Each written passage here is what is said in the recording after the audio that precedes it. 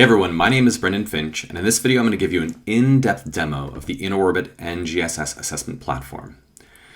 So InnerOrbit does three things. We have assessments that focus on phenomena, and then we have items that you can tie to those phenomena to assess students' understanding of the standards or their application of that understanding. And then finally, we have really specific reports that break down really discrete elements of the standards to see how students are progressing and where there is work to be done. All of the assessments focus around a specific phenomena, so something that happens in the natural world, so the students can take their understanding from class and apply it to something novel.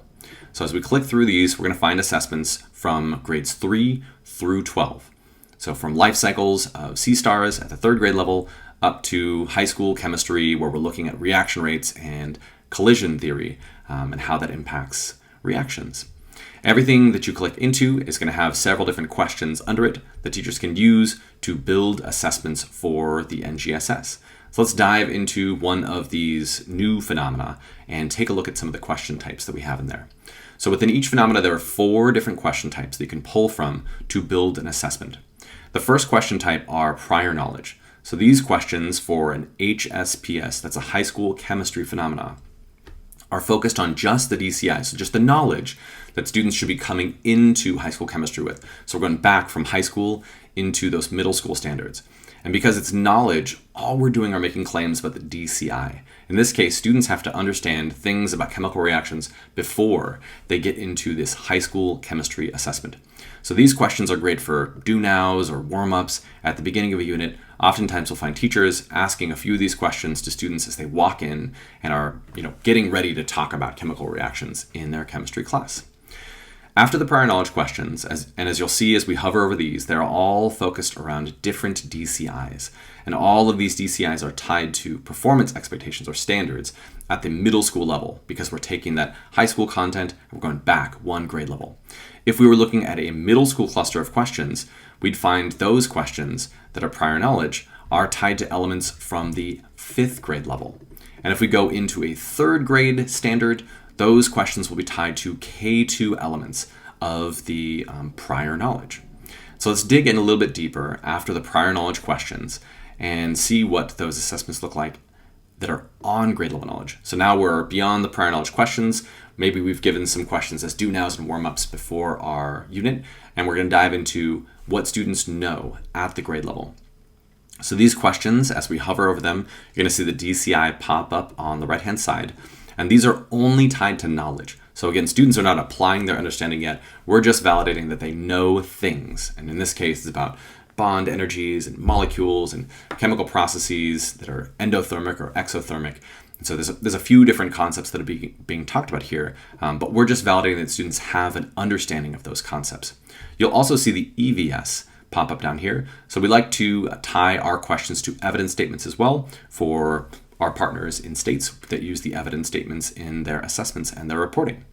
All these on-grade level knowledge questions are great for scaffolding up a more complex assessment, but they do not provide evidence that students understand and can apply that knowledge, only that students understand the concepts. So these are digital, very, very simple questions. You either know it or you don't know it. After the on-grade level knowledge questions, it's going to be a few of those. We're going to find our questions that are 2-dimensional. And what I mean by that is that these questions are tied to the DCI and the cross-cutting concepts of 2 of the 3 dimensions, or we'll have questions that are tied to the SEP and the DCI, so 2 of the 3 dimensions of the NGSS. These questions are much more rigorous than the on-grade level knowledge questions, and we see statewide tests having both 2 and 3-dimensional questions in them. So though we label these as formative questions, they're only approaching the rigor of the standard. Often statewide tests will be at this level, and these are great questions to ask in a summative assessment to help students practice for a test and to gather really, really interesting data. So as we hover over these questions, we'll find that some of them have the SEP and the DCI pop up, and other ones will assess the cross-cutting concept in the DCI. Those are kind of the 2 halves of that 3-dimensional standard. As we scroll down even further, we'll get to multiple choice questions that are tied to the DCI, the SEP, and the cross-cutting concept. These we label summative. These are 3-dimensional questions. These are the most rigorous questions on the site and will give you a great idea of how well students are understanding and applying the concepts that you went over in class to this novel phenomena. In all cases, students will need to understand some background knowledge and be able to pick apart the statements, the evidence, the tables, the models, any information that was given in the cluster itself, in the phenomena, in order to answer these questions. These are complex questions for students to answer and are great for a summative assessment. At the very, very bottom of these questions, you're going to find free response questions that have a three-dimensional rubric tied to them. So in these questions, these are mastery level questions where students will be graded on the DCI, the SEP, and the cross-cutting concept independently. All of this data then feeds into our reports, but these questions are great at the end of a unit to make sure that students can not only demonstrate in a multiple choice format that they understand the concepts, but they can really cite evidence and build models and evaluate or revise investigations to show that they truly have mastered these concepts. If students can answer these questions correctly, then they've got it. They can make sense of a novel phenomena around this standard. So all of these assessments feed into our reports. I'm going to walk you through a sample build right now of how I would make an assessment with one of these questions.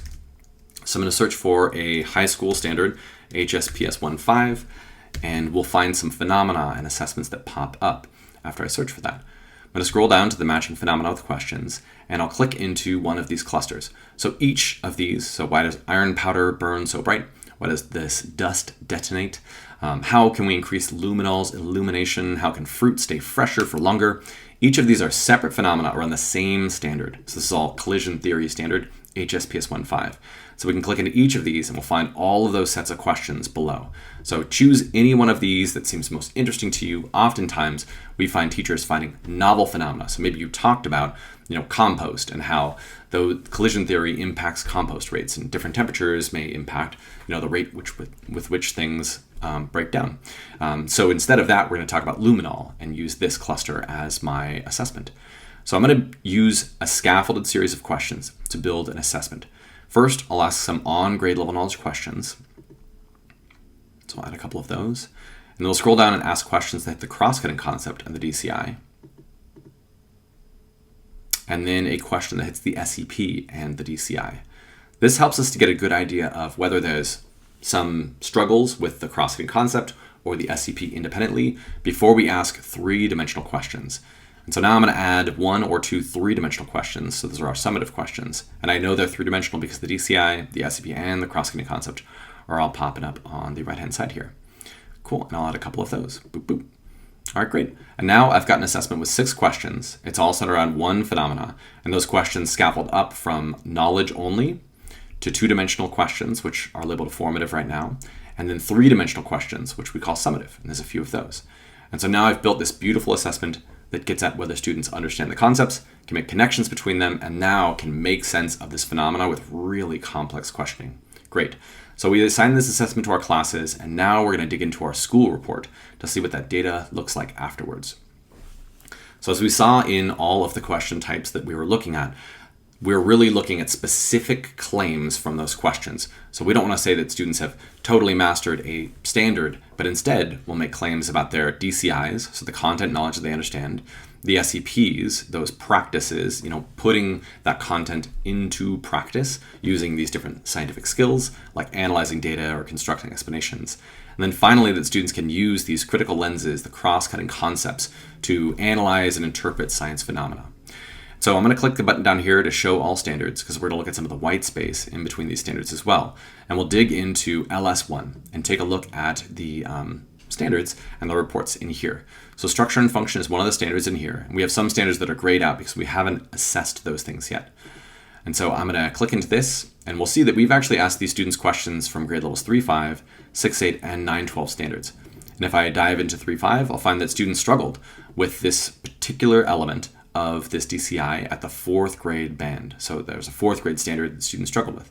And if I click on 6.8, I'm going to see that students did really well on MS LS11, but they struggled a lot more with the idea that there are specialized structures within cells called organelles, and that there are levels of organization within living systems. So those are 2 areas of this standard where I would probably want, as a teacher, to go back over and reassess. We have not done any assessment yet on sexual and asexual reproduction. So that's probably an area that maybe we haven't gotten to that unit yet. We're going to get there later. All right, great. After all of these questions are answered, Teachers don't have to look at this as they're building their assessments, but we provide lots and lots of data on how students are progressing on these really, really discrete concepts within each of these grade level bands, or finding areas where we have not yet built assessments or gathered data. This is really, really interesting if we're looking at review or if we're looking at revising our curriculum for next year. And probably the most compelling part of our reports is what you see in the SEPs. So within each of these SEPs, like planning, carrying out investigations, or constructing explanations and designing solutions, there are things that students should learn and demonstrate proficiency on at 3.5, 6.8, and the 9.12 grade level bands. If we dive into one of these, we'll find that there are specific skills that we have or have not assessed.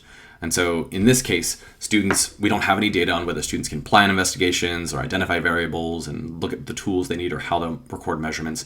We don't have any data on whether students can evaluate or revise experimental designs.